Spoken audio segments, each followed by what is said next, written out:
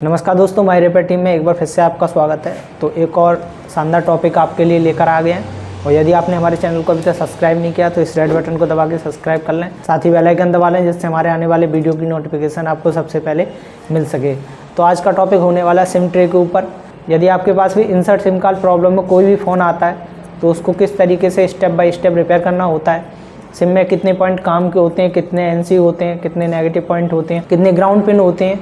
तो चलिए जानते हैं step by step, one by one, कौन सा सिग्नल किस आईसी से आता है और हमारा जो सिम ट्रे है वो किस तरीके से काम करता है। तो चलिए वीडियो को स्टार्ट करते हैं। तो जैसा कि आप देख पा रहे हैं, पहले हम इस डायग्राम से समझते हैं जो हमने आपके लिए तैयार किया है। उसके बाद आपको बोर्ड के ज़रिए से भी समझाएंगे कि कौन सा पिन क्या होता है और कितना वोल्टेज कितनी पिन पर आता है। तो जैसा कि आप देख पा रहे होंगे, यहाँ हमने एक सिम ट्रे बनाया हुआ है, आप देख पा रहे होंगे। और ये पावर आईसी है और ये हमारा सीपीयू है। तो सबसे पहले ये जानते हैं, ये जो हमारा सिम ट्रे है इसमें आप देख सकते हैं 1 2 3 4 5 6 पिन होती हैं। तो 6 पिन में से हमारा जो काम का पिन होता है वो 4 पिन काम का होता है। इसमें एक पिन ग्राउंड होता है, यानी टोटल मिला के 5 पिन काम का होता है। तो अगर आपके पास कोई भी फ़ोन आता है, या तो कीपैड आएगा या फिर एंड्रॉयड आएगा, तो उसमें आपको इस तरीके से ही 6 पिन वाला सिम कनेक्टर आपको देखने को मिलेगा। साइड में आप फोटो देख पा रहे होंगे, इस तरीके का आपको सिम ट्रे मिलेगा।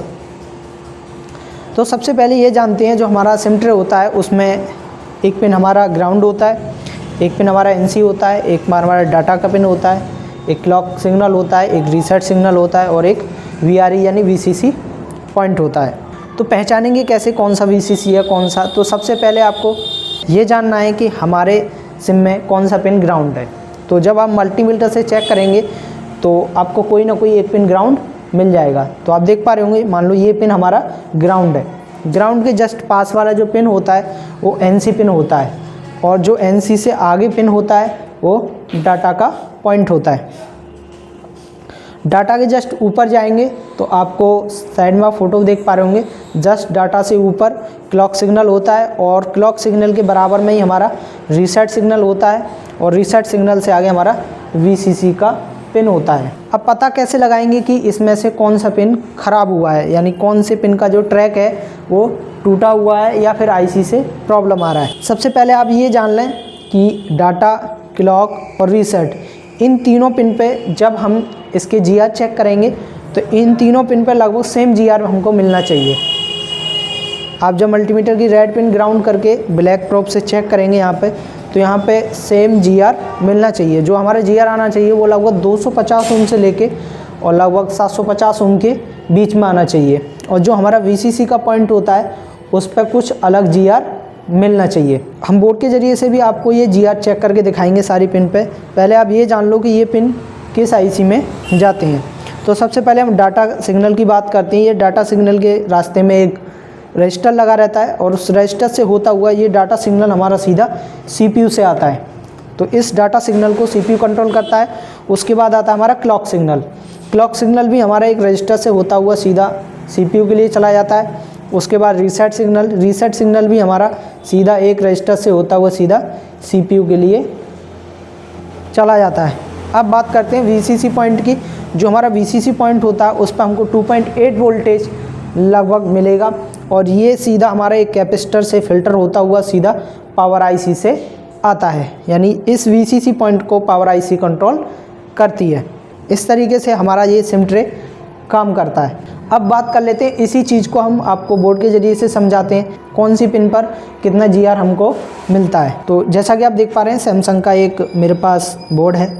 इसी बोर्ड के ज़रिए से आपको समझाएंगे कि कितना जीआर कौन सी पिन पर मिलता है और किस तरीके से हमको फाइंड आउट करना पड़ता है। तो जैसा कि आप देख पा रहे हैं, मल्टीमीटर को हमने बीप मोड पर सेट कर लिया है, और जो अपना रेड प्रोब है इसको कहीं भी ग्राउंड कर लेंगे और ब्लैक से चेक करना है। तो चेक करते हैं।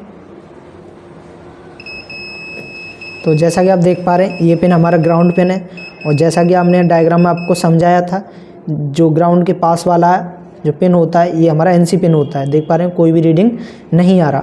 अगर ये एनसी पिन नहीं होगा तो ये पिन हमारा वीसीसी से कनेक्ट होता है। किसी में आपको वीसीसी से कनेक्ट मिल जाएगा, वो भी आपको चेक करके दिखा देंगे। जस्ट इसके आगे वाला पिन हमारा डेटा सिग्नल होता है।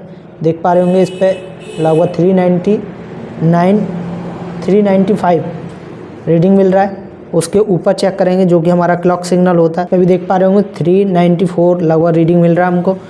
उससे आगे चेक करेंगे, इस पर भी 394 लगभग रीडिंग मिल रहा है। जैसा कि हमने आपको बताया था कि जो भी हमारा डेटा, क्लॉक और रीसेट सिग्नल होता है, इन तीनों पर लगभग सेम रीडिंग आपको मिलती है। उसके आगे हम चेक करते हैं तो हमारा VCC का पॉइंट होता है, इसको हम सही से चेक करते हैं, देख पा रहे हैं इस पर 491 रीडिंग मिल रहा है। तो ये हमारा VCC का पॉइंट होता है जिस पे कि हमको लगभग 2.8 वोल्टेज मिलना चाहिए। उसके बाद किसी और बोर्ड से आपको हम समझाते हैं, तो इस बोर्ड को हम साइड में रख दे रहे हैं।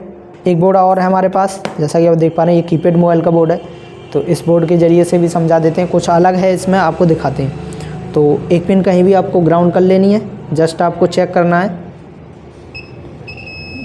तो ये पिन हमारा ग्राउंड है, जैसा कि हमने आपको बताया था ग्राउंड के पास वाला NC होता है, तो बट इसमें NC नहीं है। जब NC नहीं है तो ये पिन हमारा VCC से कनेक्ट होता है, तो VCC हमारा जस्ट इसके ऊपर होता है। तो जैसा कि आप देख पा रहे हैं ये VCC पिन से कनेक्ट है, तो इसका मतलब ये है कि ये और ये पिन हमारा दोनों VCC पिन होते हैं। उसके आगे आप देख सकते हैं ये डाटा की पिन है, जहाँ पे हमको 615 और लगभग 618 रीडिंग मिल रहा है। उसके ऊपर चेक करते हैं जो कि हमारा क्लॉक सिग्नल होता है, लगभग 619, और ये प्लेट हमारा स्क्रैप का है, इसलिए इस पर आप देख सकते हैं कुछ ज़्यादा रीडिंग मिल रहा है। उसके आगे चेक करेंगे आपको, तो ये हमारा VCC पॉइंट है जो कि सही रीडिंग दिखा रहा है। तो जैसा कि हमने आपको बताया था कि जो हमारा NC पिन होता है वो हमारा VCC से कनेक्ट होता है, और बाकी तीनों पिन पे लगभग सेम रीडिंग मिलती है, जैसा कि हमने आपको रिसेंटली सैमसंग के मोबाइल में भी चेक करके दिखाया। इसी तरीके से आप भी किसी भी सिम ट्रे को चेक कर सकते हैं। अगर हमको किसी भी पिन पर रीडिंग नहीं मिलती है, मान के चलो हमारा डेटा सिग्नल नहीं मिल रहा हमको, तो ये डेटा सिग्नल हमारा CPU से आता है, तो इसको चेक करेंगे ये किस पॉइंट से होके आ रहा है और किस IC में जा रहा है। तो अगर आपको कोई भी पार्ट इसमें से समझ में नहीं आया, कोई सप्लाई समझ में नहीं आई, तो कमेंट में पूछ सकते हैं, हम आपके कमेंट का ज़रूर इंतजार करेंगे। अगर वीडियो अच्छा लगा हो तो वीडियो को लाइक कीजिए, चैनल को सब्सक्राइब कीजिए, साथ ही बेल आइकन दबा लीजिए, जिससे हमारे आने वाले वीडियो की नोटिफिकेशन आपको सबसे पहले मिल सके। वीडियो देखने के लिए धन्यवाद।